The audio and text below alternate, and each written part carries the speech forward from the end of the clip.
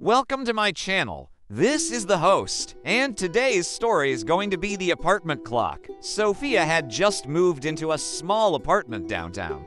The landlord warned her not to touch the old clock on the wall. It was an antique, he said, and it was temperamental. Sofia didn't listen.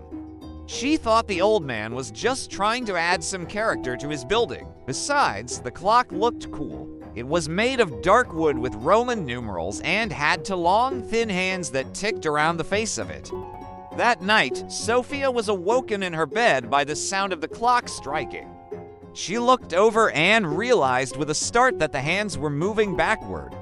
She sat up as the clock struck 12 o'clock. Then it struck again. And when it chimed for the 13th time, the lights flickered and died, plunging the room into darkness. Suddenly, Sofia heard the sound of whispers filling her room. They seemed to be coming from the clock. She tried to make out the words they were saying, but it was no use. All she could hear was the sound of their voices and the distinct impression that they were getting louder. She got up and walked over to the front door. She tried the doorknob, and it was locked. She rattled the door and screamed for help, but no one answered.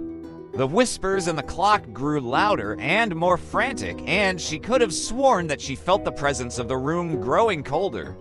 Then, just as suddenly as it began, the commotion in the clock stopped. The room was silent except for the sound of Sofia's own breathing. She tried the door again, and it opened. Fumbling for the light switch, she raced out of the apartment and down the stairs.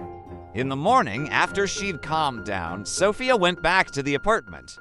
The clock was still showing 3:13. She smashed it with a hammer that she found in the kitchen, breaking it into pieces. But that night the hands were back in place and the clock chimed 13 times.